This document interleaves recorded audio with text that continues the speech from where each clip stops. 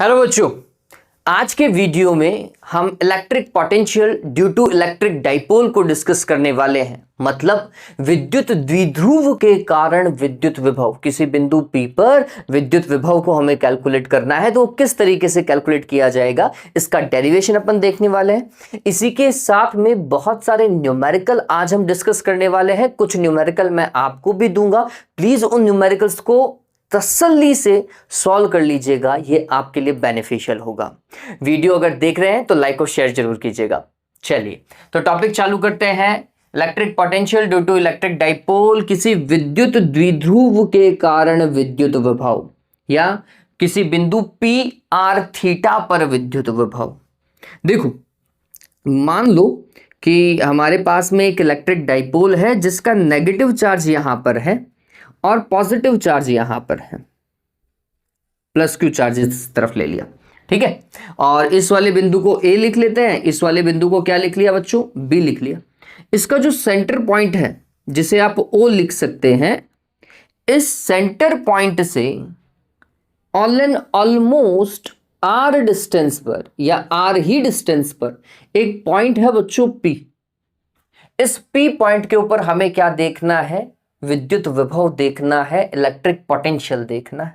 खास बात क्या है, जब आप इस R को देखें कि ये कहां की ओर है तो आपको डाइपोल मोमेंट का डायरेक्शन पता होना चाहिए, द्विध्रुव आघूर्ण का डायरेक्शन पता होना चाहिए। ये द्विध्रुव आघूर्ण का डायरेक्शन है बच्चों, इस तरफ है, तो मैं इसे देखूंगा P का डायरेक्शन ऐसा है, नेगेटिव टू पॉजिटिव होता है, ये बात ध्यान रखना। इलेक्ट्रिक फील्ड का डायरेक्शन पॉजिटिव टू नेगेटिव होता है जनरली, ठीक है। और इसका डायरेक्शन क्या होता है, डाइपोल के नेगेटिव चार्ज से डाइपोल के पॉजिटिव चार्ज की ओर होता है। और O पॉइंट से R डिस्टेंस पर और डाइपोल मोमेंट से थीटा एंगल पर, ये बात ध्यान रखना। ये एंगल जो है वो किससे देखा जाना चाहिए, डाइपोल मोमेंट से देखा जाना चाहिए। इस बात को ध्यान में रखिएगा कि डाइपोल मोमेंट से थीटा डिग्री पर और R डिस्टेंस पर एक पॉइंट है P जहां पर हमें पोटेंशियल कैलकुलेट करना है। चलो, इसके लिए अगर यहां पे हमें P पॉइंट पे पोटेंशियल कैलकुलेट करना है तो हम बोलेंगे नेगेटिव चार्ज के कारण पोटेंशियल और पॉजिटिव चार्ज के कारण जो पोटेंशियल है उसका आपको क्या करना है, अलजेब्रिक सम करना है, सीधा सीधा जोड़ देना है। इतनी ही रामायण है, हम वही करने वाले हैं, ठीक है। तो हमने बोला कि हमें एक तो डिस्टेंस पता होनी चाहिए नेगेटिव चार्ज से, तो ये डिस्टेंस में लिख देता हूं R1, और एक डिस्टेंस हमें पता होनी चाहिए पॉजिटिव चार्ज से, ठीक है। एक डिस्टेंस हमें कहां से पता होनी चाहिए, पॉजिटिव चार्ज से पता होनी चाहिए, वो हमने लिख दी R2, ठीक है। चलो अब काम करना चालू करते हैं। तो जब मैं यहां पर पोटेंशियल की बात करूंगा, देखो डेरिवेशन जो है वो यहां से चालू होगा, लेकिन मैं समझा यहां से चालू कर रहा हूं, ठीक है। तो जब आप उतारना चालू करेंगे तो यहां से चालू कीजिएगा, ठीक है, मैं वापस बता दूंगा। तो हमने बोला potential at point P, resultant potential at point P, ठीक है, resultant potential at point P। देखो वो कितना होगा, तो हमने बोला potential due to negative charge या potential due to positive charge plus potential due to negative charge, ठीक है। अब पॉजिटिव चार्ज के कारण पोटेंशियल कितना, तो वो होगा KQ, चार्ज तो Q ही है, divided by R1, sorry positive charge के लिए है R2, सॉरी बच्चों R2। फिर नेगेटिव चार्ज के कारण पोटेंशियल नेगेटिव होता है, तो हमने लिखा माइनस का KQ और इसका डिस्टेंस कितना है, R1 है, ठीक है। KQ को क्या लिया जा सकता है बच्चों, कॉमन लिया जा सकता है, तो आपको ये पता चलेगा it will B 1/R2 minus 1/R1। बताओ भाई कोई दिक्कत है क्या, नहीं होनी चाहिए, ठीक है। अगर मैं इसी चीज को थोड़ा सा और आगे की ओर देखता हूं तो मैं इसका एलसीएम ले सकता हूं। एलसीएम अगर मैं लूं तो मेरे पास में ये कुछ ऐसा बैठेगा बच्चों, R1 और R2 तो डिनोमिनेटर में आ जाएंगे, है ना, और ये R1 इससे मल्टीप्लाई होगा तो इट विल बी R1, और ये इससे मल्टीप्लाई होगा तो R2, R1 माइनस R2। अब मेरे को इस डेरिवेशन को अगर आगे बढ़ाना है तो मेरे को R1 और R2 की वैल्यू चाहिए, यही चाहिए हमारा मेन टास्क, या हमारा डेरिवेशन यहीं से चालू होता है कि हमें R1 और R2 की वैल्यूज पता होनी चाहिए, ठीक है। कैसे कैलकुलेट करेंगे वो समझिए बच्चों। R1 और R2 को कैलकुलेट करने के लिए आप इस बात को हमेशा ध्यान में रखें, जब भी आप डाइपोल पढ़ते हैं ना बच्चों, तो डाइपोल में जो डिस्टेंस होती है दोनों चार्जेस के मिड की, वो एंगस्ट्रॉम में होती है, 10⁻⁻10 में होती है। अगर ऐसा डिस्टेंस है बच्चों, तो ये डिस्टेंस बहुत कम है, उस केस में हम काम कर सकते हैं ना, जब दोनों चार्जेस के मिड का डिस्टेंस बहुत कम हो, उस केस में जो हम डेरिवेशन कर रहे हैं वो फिजिबल है। देखो, तो हमने बोला कि इस वाले साइड को, ये जो साइड है ना, इसको थोड़ा सा एक्सटेंड कीजिए, इसको हमने एक्सटेंड कर दिया। फिर अगर ये पॉइंट मतलब ये एंगल थीटा है, तो डेफिनेटली ये वाला एंगल थीटा ही होगा। और हमने नेगेटिव चार्ज से एक परपेंडिकुलर ड्रॉ किया, एक परपेंडिकुलर डाला, यहां पे 90 डिग्री का एंगल बनना चाहिए। ठीक है, ये पॉइंट O था, ये A, ये B, ये पॉइंट P, इस वाले पॉइंट को मैं C लिख देता हूं। और एक परपेंडिकुलर मैंने ड्रॉ किया पॉजिटिव चार्ज से। ठीक है, और यहां पर भी 90 बनेगा। इस वाले पॉइंट को D लिख देता हूं। अब थोड़ा समझिए, ये जो R1 है, जैसे आप परपेंडिकुलर ड्रॉ करते हो तो आपके पास में एक रिलेटिव मेथड आ जाता है कि जितना R1 है उतना ही C2P डिस्टेंस है। कैसे? तो आप ये कुछ ऐसा समझ सकते हैं कि आपने अपना प्रकार लिया, ठीक है, और उस प्रकार का एक पॉइंट जो है वो P पॉइंट पे रखा, और जो पेंसिल वाली नोक है वो आपने कहां रखी? A पॉइंट पर रखी। और फिर आपने उसको सर्कल से ऐसा, आप आर्क नहीं कट करते, आप आर्क जब कट करोगे तो आपको पता चलेगा कि A और C सेम आर्क पे आ रहे हैं, सेम आर्क पे आ रहे हैं। इसका मतलब वो P पॉइंट से सेम डिस्टेंस पर है, जितना A डिस्टेंस पर है P पॉइंट से, उतना का उतना C भी उतने ही डिस्टेंस पर है। तो मतलब अगर ये R1 डिस्टेंस है तो डेफिनेटली C2P भी क्या है? R1 डिस्टेंस है। ये एक तरीका है जिससे आप समझ सकते हैं इस चीज को। ठीक है, चलिए, तो R1 एग्जैक्टली क्या हुआ? तो आंसर है OP में OC को क्या करना पड़ेगा? ऐड करना पड़ेगा। सीधी सी बात है, दैट इज R1। ओके, और अगर मेरे को R2 कैलकुलेट करना है तो ये जो R2 है वो है एग्जैक्टली इक्वल PD के। सेम मेथड आप यूज कर सकते हैं। P पे प्रकार का पॉइंट रखो, B पे पेंसिल रखो, और फिर आप क्या करो? एक कट करो। कट करोगे तो जहां B है उसी आर्क पे कौन आएगा? D आएगा। ये आपको देखने को मिलेगा। ये एक तरीका हो सकता है जब इन दोनों चार्जेस के डिस्टेंस कम हो। ठीक है, चलिए, ओके, तो यहां पर अपने D ले लिया भाई। अब ये D जो है, मतलब ये जो PD है, ये कैसे कैलकुलेट होगा? तो बहुत सिंपल तरीका है। OP में से अगर OD को सब्ट्रैक्ट कर दिया जाए तो आसानी से हमें क्या मिल सकता है? PD मिल सकता है। इसका मतलब हमें R2 मिल सकता है।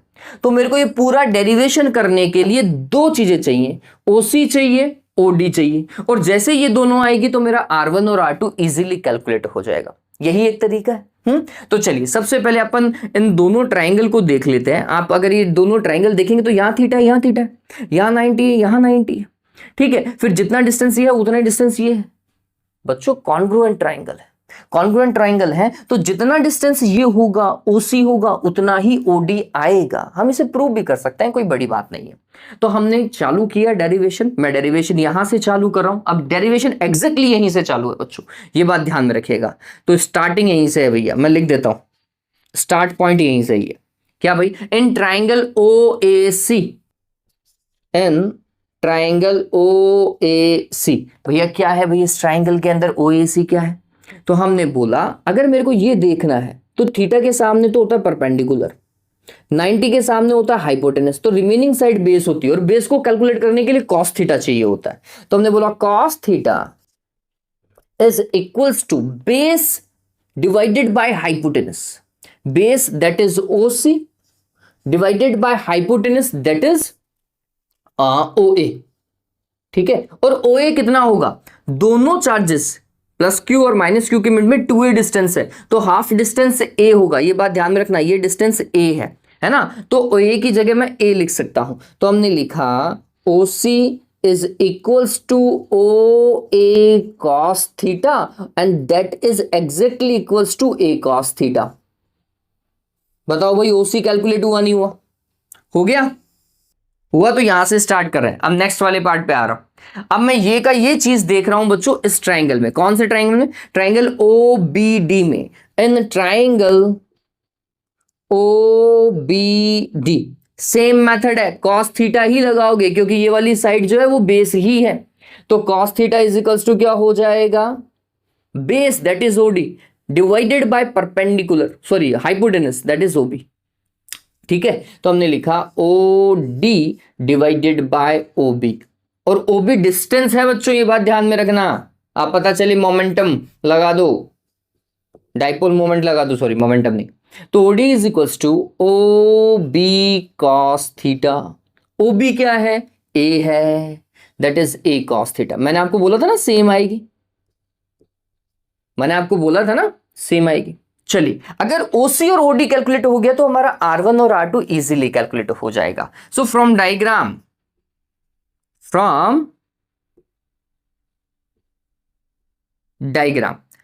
से हमें क्या पता चल रहा है, डायग्राम से हमें ये पता चल रहा है कि R1 जो है, जो एग्जैक्टली इक्वल है AP के, वो इक्वल होगा हमारे मेथड के अकॉर्डिंग PC के। और PC है क्या, PC is OP plus OC, OP plus OC, यही तो है। So value of R1 is equals to R plus A cos theta, R plus A cos theta. ठीक है, एंड और क्या है भैया, R2 अगर हम देखते हैं तो R2 is exactly equals to PB या BP, and it is almost equals to PD। और PD को कैसे कैलकुलेट किया गया, OP में से OD को सब्ट्रैक्ट किया गया, यही तरीका यूज कर रहे हैं। अगर ये सब्ट्रैक्ट कर दिया जाए तो ये होगा R minus A cos theta, equation number 1 and equation number 2। पता चला। और ये याद भी आप रख सकते हैं, अगर आप डेरिवेशन मतलब एग्जाम में अगर डायरेक्ट करके आए ना तो भी बस ये डायग्राम रिप्रेजेंट कर दीजिएगा, आप डायरेक्ट लिख सकते हैं R1 is equals to R plus A cos theta and R2 is equals to R minus A cos theta. क्यों, R1 कैसा, R1 बड़ा डिस्टेंस है तो प्लस यू होगा, R2 छोटा डिस्टेंस है तो माइनस यू होगा, ऐसा याद करके भी आप काम कर सकते हैं। तो मेरे को अब मेरे डेरिवेशन में सिर्फ और सिर्फ R1 और R2 की वैल्यू लिखनी है। पता चला, डेरिवेशन यहां से चालू है। ठीक है, डेरिवेशन यहां से चालू है, एक मिनट फंस गया हूं यार, ओके। और यहां पे अपन आप काम कर रहे हैं, तो पुटिंग द वैल्यूज, अब मैथमेटिक्स है सिर्फ putting the values of R1 and R2। ठीक है, R1 और R2 की वैल्यू पुट कर रहे हैं, तो R1 और R2 की वैल्यू जैसे ही आप पुट करें तो आपका डेरिवेशन होगा KQ। R1 की वैल्यू है हमारे पास में R plus A cos theta, minus R2 का जो वैल्यू है that is R minus A cos theta बच्चों। ठीक है, और मैं इस माइनस को अगर अंदर लेकर के जाऊं तो R तो माइनस का हो जाएगा लेकिन A cos थीटा प्लस का हो जाएगा। ठीक है, कुछ ऐसा मैंने डायरेक्ट ही कर लिया है, divided by R1 into R2 that is R plus A cos theta and R minus A cos theta. ठीक है, R से R कैंसिल हो जाएगा, A cos theta and A cos theta 2A cos theta. ठीक है, और यहां पे A प्लस बी या x प्लस वाई और x माइनस वाई है, x square minus y square का कॉन्सेप्ट आएगा। ठीक है, तो मैथमेटिक्स अगर आपकी स्ट्रांग होगी तो आप आसानी से किसी भी डेरिवेशन को कर सकते हैं। तो हमने लिखा यहां पर तो 2A cos थीटा है, इसमें कहीं कोई दिक्कत नहीं है। ठीक है, और नीचे देखेंगे तो ये हो जाएगा R square minus A square cos square theta, R square minus A square cos square theta. ठीक है, जिसे मैं और क्या लिख सकता हूं, तो आप थोड़ा सा गौर कीजिएगा कि ऐसा कैसा, Q into 2A dipole moment पढ़ा है आपने, है ना। चार्ज को दोनों, किसी भी एक चार्ज के मैग्नीट्यूड को दोनों चार्जेस के मिड के डिस्टेंस से अगर मल्टीप्लाई कर दिया जाए तो डाइपोल मोमेंट आता है। तो हमने लिखा ये है K and P cos theta. P कहां से आया, समझ में आ गया होगा, Q इंटू 2A था। ठीक है, divided by R square minus A square cos square theta. बच्चों ये एग्जैक्ट है, ये एग्जैक्ट है, इतना ही होता है। लेकिन हम हमारे पैटर्न के, हमारा पैटर्न मतलब जो हमें आसानी से याद रख सके या जिसे हम न्यूमेरिकल इजीली सॉल्व कर सके, उस पैटर्न पे जाता हूं। तो मैं बोलता हूं हमारा डाइपोल अगर आइडियल हो, आइडियल डाइपोल जिसके लिए दोनों चार्जेस का डिस्टेंस बहुत कम हो, ये बात ध्यान रखना, ऑल एंड ऑलमोस्ट 0 होता है 2a का वैल्यू, ठीक है। तो दोनों चार्जेस का डिस्टेंस बहुत कम होगा तो 2a का वैल्यू बहुत कम होगा, इसका मतलब a का वैल्यू बहुत कम होगा, और अगर a का वैल्यू बहुत कम होगा तो डेफिनेटली a स्क्वायर का वैल्यू बहुत कम होगा, इसका मतलब a square cos square theta का वैल्यू तो बहुत ज्यादा कम होगा, ठीक है। तो ये बात ध्यान में रखना, आइडियल डाइपोल के लिए a square cos square theta बहुत कम होता है, नेग्लिजिबल होता है। ये स्क्वायर आने के बाद में और कम क्यों हो जाता है, ये मैं पहले ही आपको बता चुका हूं। पॉइंट के अंदर अगर इसका स्क्वायर करोगे तो ये आएगा 0.01, पता चल रहा है, मतलब ये ज्यादा था, ये और कम हो गया, स्क्वायर करने के बाद में वैल्यू और कम हो जाती है। ये बात ध्यान में रखना, जब वैल्यू 1 से कम होती है ना, तो 1 से कम का जब आप स्क्वायर करते हो तो वैल्यू और भी कम मिलती है आपको, ठीक है। तो ये बात ध्यान में रखना, आइडियल डाइपोल के लिए ये क्या है, नेग्लिजिबल है। तो मैं डायरेक्ट लिख रहा हूं, for ideal dipole, ideal dipole a square cos square theta is lesser than r square, है ना। सो क्या होगा, नेग्लिजिबल डायरेक्ट ले लिया, और हमने बोला पोटेंशियल विल बी के P cos theta divided by are square. बताओ भाई कोई दिक्कत है क्या? नहीं है, चलो मुझे बहुत अच्छा लगा, नहीं होनी चाहिए, ठीक है। तो ये एक बार के लिए जल्दी से उतार लीजिए, इसको मैं वेक्टर में भी लिखूंगा, इसे मैं वेक्टर में भी लिखूंगा, एक बार के लिए जल्दी से उतार लीजिए। ओके, इतना डन है बच्चों सभी को? ग्रेट।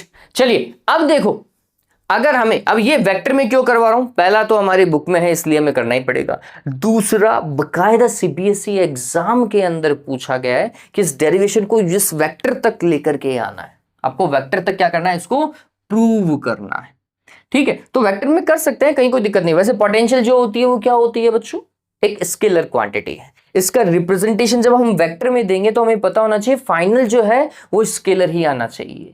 तो दो चीजों का वेक्टर मल्टीप्लिकेशन करना है, मतलब दो वेक्टर्स का मल्टीप्लिकेशन करना है कि फाइनली क्या आए, स्केलर आए, तो डॉट प्रोडक्ट ही होगा, ये बात ध्यान रखना। डॉट प्रोडक्ट से ही आप दो वेक्टर्स को इस तरीके से मल्टीप्लाई कर पाते हैं कि फाइनल रिजल्ट स्केलर आता है, मतलब डॉट प्रोडक्ट ही अदिश राशि दे सकता है। तो हमें अदिश राशि में काम करना है तो डॉट प्रोडक्ट ही आएगा, और cos theta definitely dot product ही आएगा।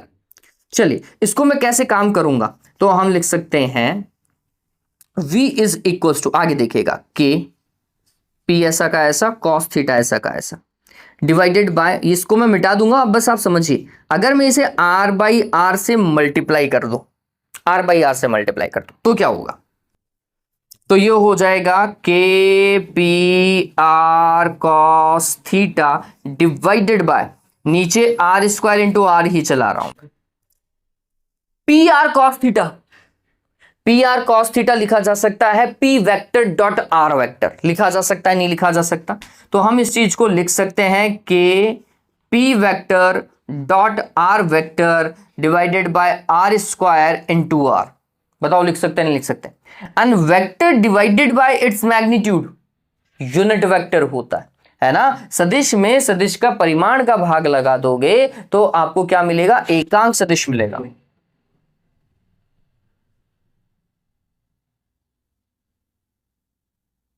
सदिश में सदिश के परिमाण का भाग लगाओगे तो एकांक सदिश मिलेगा, है ना, यूनिट वेक्टर मिलेगा। तो जब मैं इस चीज को दिखता हूं तो मैं लिखूंगा इसे के p vector dot r cap, ठीक है, dot r cap divided bye क्या बच्चों, आर स्क्वायर। पता चला क्या, पता चला किस तरीके से ये ऐसा फॉर्मेशन जा रहा है। तो हम इसे कितने तरीके से लिख सकते हैं वेक्टर में, या जहां तक वो प्रूव करवाता है तो हम इस चीज को ऐसा लिखेंगे, समझना। यहां तक तो आपका हो चुका है, ये डन हो चुका है। अब इसके आगे जब पूछे तो काम करना है, इफ आस्क्ड, इफ आस्क्ड, अगर पूछे तो ही काम करेंगे, ठीक है, इफ आस्क्ड। तो हम लिखेंगे v is equals to k p r cos theta divided by are square into r, r by r से मल्टीप्लाई हुआ, फिर ये हुआ k p vector dot r vector divided by are square into r. आप नीचे are cube लिख सकते थे, मेरे को कोई दिक्कत वाली बात नहीं है, इवन इसमें स्टेप में कोई दिक्कत नहीं है। फिर r vector divided by r क्या होता है, आर कैप होता है, तो v is equals to k p vector dot r cap divided by are square, है ना। ये सॉल्व हो चुका है, आर स्क्वायर ऐसा का ऐसा, तो ये वेक्टर में है और डॉट प्रोडक्ट हो रहा है, तो फाइनल जो रिजल्ट है वो स्केलर ही आएगा, अदिश आएगा। बात समझ में आई, ये बात क्लियर हुई। फॉर्मूला आपका यही है, k P cos theta divided by are square. Done हुआ। चलिए अब आगे चलते हैं। अब थोड़ा सा समझिएगा, अगर हमें एक्सिस पे और इक्वेटोरियल पे दो पॉइंट होते हैं किसी भी डाइपोल में, है ना, जनरली जिसके लिए हम काम करते हैं, तो हम बोलते हैं अगर हमें एक्सियल डिस्टेंस पे देखना हो तो पोटेंशियल कितना होगा, और इक्वेटोरियल पे देखना हो तो कितना होगा। तो यहां पर मैं कर दे रहा हूं, तो हमने बोला फॉर एक्सियल पॉइंट्स। अब ये बहुत इंपॉर्टेंट है बच्चों, एक्सियल पॉइंट्स के लिए ये पॉइंट इस लाइन पे होंगे, है ना। अगर इस लाइन के ऊपर होंगे तो आपका आर ऐसा गिर गया, मतलब पॉइंट बी इस तरफ गिर गया, तो थीटा जीरो हो गया आपका। अगर आर ऐसा नीचे गिर रहा है तो थीटा तो जीरो हो ही जाएगा। तो हम बोलेंगे यही फॉर्मूला जो हमने देखा, दैट विल बी के P cos zero divided by are square, it will be के P divided by are square axis के ऊपर, ठीक है। जबकि अगर आप इलेक्ट्रिक फील्ड देखते हैं ना एक्सिस के ऊपर, इलेक्ट्रिक फील्ड देखते हैं एक्सिस के ऊपर, इलेक्ट्रिक फील्ड, तो इलेक्ट्रिक फील्ड आता k P divided by are cube, 2 k P divided by are cube, electric field at axial point. ये मैं बता रहा हूं, याद रखने वाली चीज है। फॉर इक्वेटोरियल लाइन या पॉइंट्स, ठीक है, इक्वेटोरियल लाइन कौन सी, ये वाली, ये ऐसा ऐसा, जिसके लिए थीटा का वैल्यू 90 होता है, ठीक है। तो उसके लिए हम देखते k P cos 90 divided by are square, और आपको पता चलता है कि cos 90 का वैल्यू जीरो होता है, तो पोटेंशियल जीरो है। तो मतलब इस लाइन पे अगर मैं ये लाइन ड्रॉ करता ना, तो इस लाइन के हर एक पॉइंट पर पोटेंशियल कितना होता बच्चों, जीरो होता। ये बात ध्यान में रखिएगा, हर एक पॉइंट के ऊपर कहीं पर भी निकालो इस लाइन पे जीरो ही आता। हाँ, यहां पर इलेक्ट्रिक फील्ड जीरो नहीं होता, इलेक्ट्रिक फील्ड कितना होता है, KP divided by are cube होता है। इक्वेटोरियल लाइन के ऊपर इलेक्ट्रिक फील्ड कितना होता है, KP divided by are cube. अब इससे एक चीज और हमें पता चल रही है, क्या पता चल रही है, कि ये जरूरी नहीं है कि जहां पोटेंशियल जीरो हो वहां इलेक्ट्रिक फील्ड भी जीरो, ये कोई जरूरी नहीं है। इस बात को हमेशा ध्यान रखना। एग्जांपल कौन है, इलेक्ट्रिक डाइपोल है। इलेक्ट्रिक डाइपोल में इक्वेटोरियल लाइन पे पोटेंशियल तो जीरो होता है हर जगह, लेकिन इलेक्ट्रिक फील्ड जीरो नहीं होता। ये खास बात है बच्चों, ध्यान में रखना, है ना। इस लाइन के ऊपर अगर ये डाइपोल है, ये माइनस का चार्ज, ये प्लस का चार्ज, तो इस लाइन के ऊपर v जीरो है, लेकिन E is not equals to zero. तो ये पॉसिबल सिचुएशन है, एग्जांपल है डाइपोल की इक्वेटोरियल लाइन, ठीक है। ऐसा भी इसका उल्टा भी पॉसिबल है, इसका उल्टा पॉसिबल है, मतलब electric field is zero but potential is not zero. ऐसे भी सिनेरियो है, ऐसे भी सिनेरियो है। जैसे एग्जाम्पल बताता हूं, कोई भी यूनिफॉर्मली चार्ज्ड कंडक्टिंग स्फीयर ले लो, चालक गोला। चालक गोले के अंदर अगर हम बात करें, कंडक्टर के अंदर हम बात करें, तो कंडक्टर के अंदर इलेक्ट्रिक फील्ड जीरो होता है, हम ये डिस्कस कर चुके हैं, ठीक है। किसी भी चालक के अंदर विद्युत क्षेत्र जीरो होता है, लेकिन अगर आप पोटेंशियल देखते ना बच्चों, पोटेंशियल जीरो नहीं होता। यहां पोटेंशियल होता है KQ divided by capital R, जितना सरफेस पर होता है उतना का उतना ही अंदर होता है पोटेंशियल। वैसे ये डेरिवेशन में पूरा करवाऊंगा, लेकिन ये बात ध्यान में रखना, ये दोनों सिचुएशन पॉसिबल है। ऐसी भी जगह होती है जहां V जीरो होता है लेकिन इलेक्ट्रिक फील्ड जीरो नहीं होता, ऐसी भी जगह होती है जहां इलेक्ट्रिक फील्ड जीरो होता है लेकिन V जीरो नहीं होता। ये दोनों ही सिचुएशन पॉसिबल है, दोनों के एग्जाम्पल मैं आपको बता चुका हूं, ठीक है। ये बात तो चलो, ऑलराइट, ठीक है। तो ये थोड़ा ध्यान में रख लीजिएगा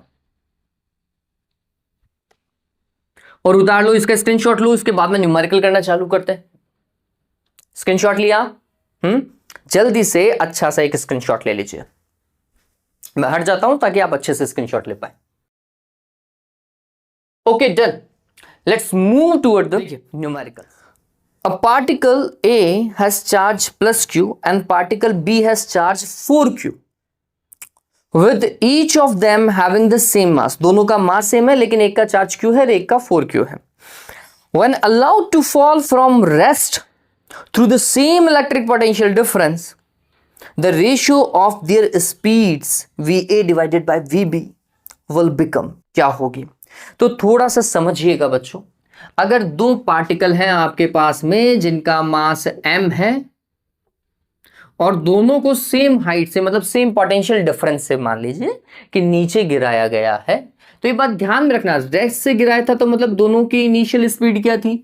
0 थी। और नीचे आते आते दोनों के पास में कितना स्पीड हो जाएगा? V स्पीड हो जाएगा। A पार्टिकल का VA हो जाएगा और B पार्टिकल का स्पीड VB हो जाएगा। आपको इन्हीं स्पीड्स का क्या पूछा है? रेशो पूछा है। अगर मैं इसे थोड़ा सा काइनेमेटिक्स से जोड़ने की कोशिश करता हूं तो मेरे को यह पता होना चाहिए, ये ध्यान में रखना, मेरे को यह पता होना चाहिए kinetic energy plus potential energy is equals to constant, या टोटल एनर्जी हमेशा क्या होती है? कांस्टेंट होती है।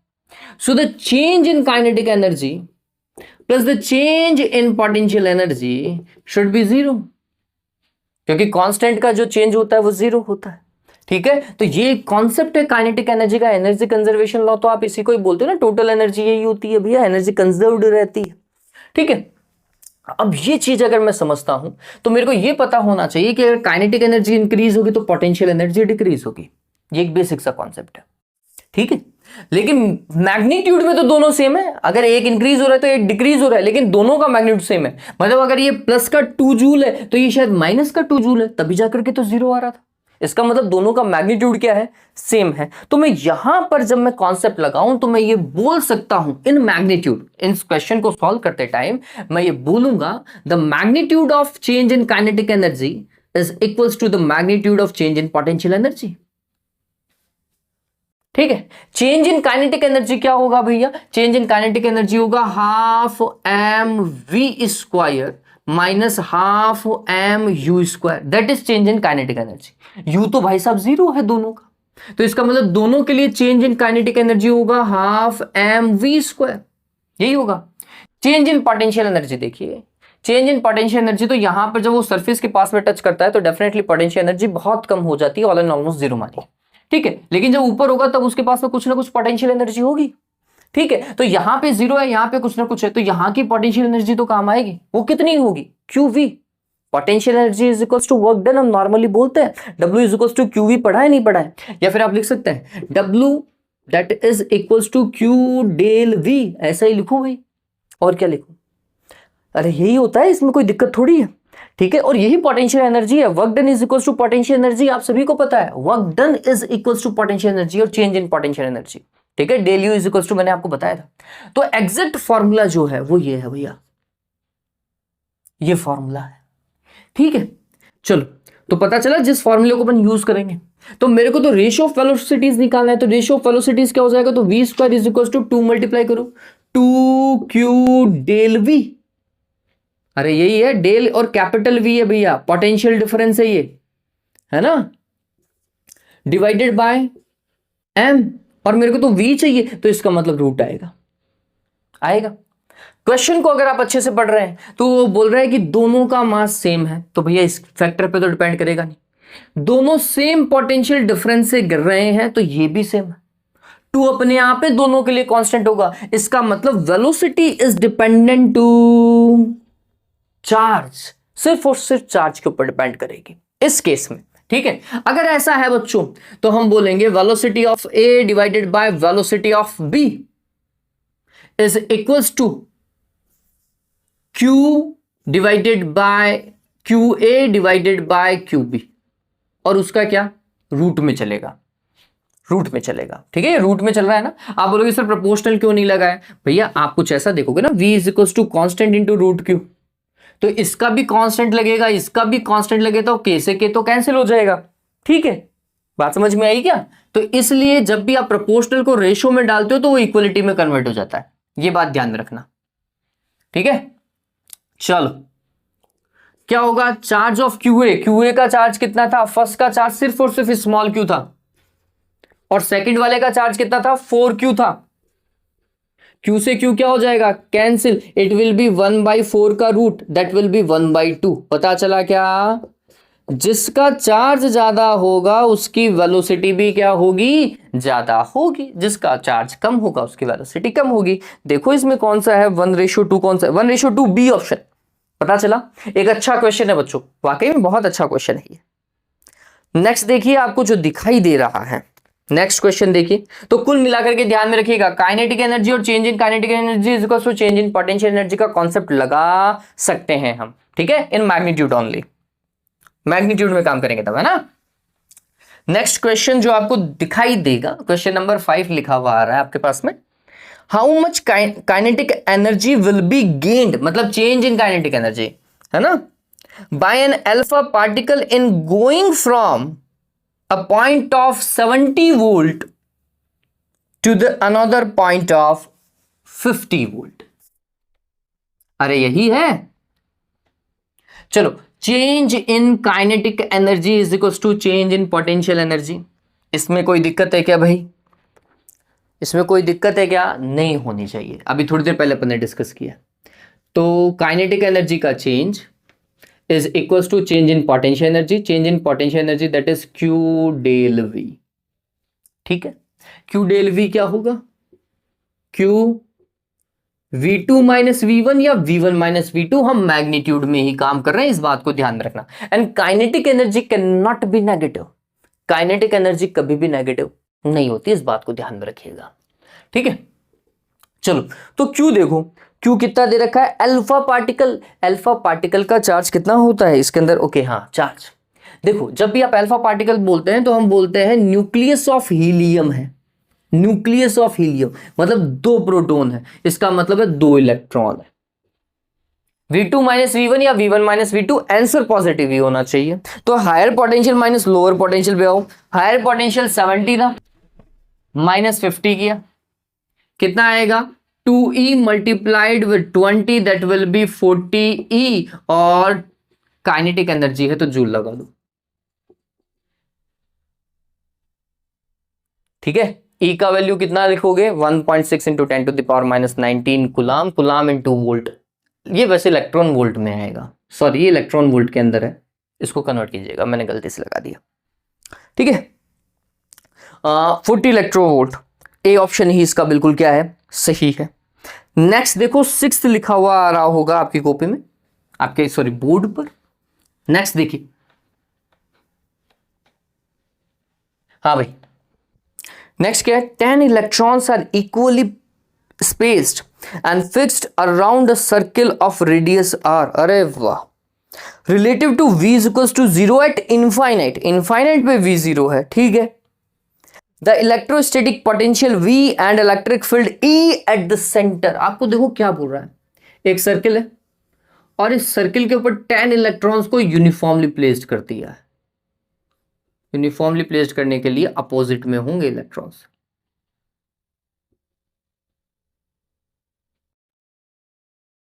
फोर हो गए,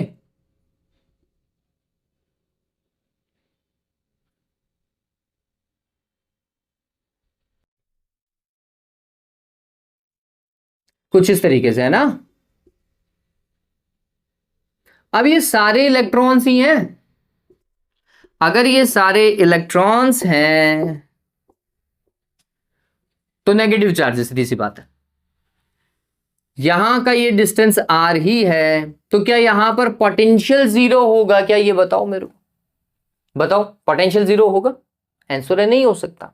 क्यों नहीं हो सकता, सिंपल सा रीजन है, हम बोलते हैं इसके कारण भी नेगेटिव, इसके कारण भी नेगेटिव, सभी के कारण नेगेटिव आता है यार, सभी के कारण नेगेटिव आता है, सेम आता है। तो पोटेंशियल विल बी के क्यू, क्यू की जगह E डिवाइडेड बाय R, और कितने चार्ज है 10 है तो multiplied with 10, that will B potential, और वो भी नेगेटिव, वो भी नेगेटिव इलेक्ट्रॉन्स के कारण है, ठीक है। लेकिन अगर मैं यहां पर इलेक्ट्रिक फील्ड की बात करता तो मैं देखता कि इसका इलेक्ट्रिक फील्ड अगर इस तरफ है तो इसका इलेक्ट्रिक फील्ड इस तरफ होता, कैंसिल करते, दोनों एक दूसरे को कैंसिल करते हैं, इसका इलेक्ट्रिक फील्ड इस तरफ, इसका इलेक्ट्रिक फील्ड इस तरफ, ये भी कैंसिल करते, इस तरीके से सारे इलेक्ट्रिक फील्ड कैंसिल कर दे,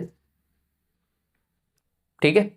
तो ये एक तरीका और ध्यान में रखना, इससे एक कॉन्सेप्ट और बन रहा है, क्या कॉन्सेप्ट बन रहा है, अगर चार्जेस का यूनिफॉर्मली डिस्ट्रीब्यूशन है, चार्जेस का कैसा है, यूनिफॉर्म डिस्ट्रीब्यूशन है, और सारे चार्जेस का नेचर सेम है, मतलब सारे चार्जेस या तो पॉजिटिव है या नेगेटिव। पहला यूनिफॉर्म डिस्ट्रीब्यूशन हो, दूसरा सभी चार्जेस का क्या हो, नेचर सेम हो, सभी पॉजिटिव हो या फिर सभी नेगेटिव हो। तो फिर उस पर्टिकुलर सिचुएशन में सेंटर पर इलेक्ट्रिक फील्ड हमेशा जीरो होगा, हमेशा जीरो होगा सेंटर पर। तो सेंटर पर पूछ रहा था इसलिए इलेक्ट्रिक फील्ड जीरो। लेकिन उस पर्टिकुलर सिचुएशन में पोटेंशियल जीरो हो ही नहीं सकता, क्योंकि सारे पॉजिटिव हैं, एक तरीके के चार्जेस है, एक तरीके के चार्जेस से पोटेंशियल जीरो होने की कोई संभावना नहीं है, ये बात ध्यान में रखिएगा। पता चला? तो ये ऑप्शन कहीं देखिएगा जहां लिखा हुआ हो V is not equals to zero but electric field is equals to zero. Option मेरे को जो दिख रहा है वो B दिखाई दे रहा है, B देखिए, ठीक है। नेक्स्ट देखिए सेवेंथ वन जो आपको दिखाई देगा, नेक्स्ट क्वेश्चन देखिए सेवेंथ।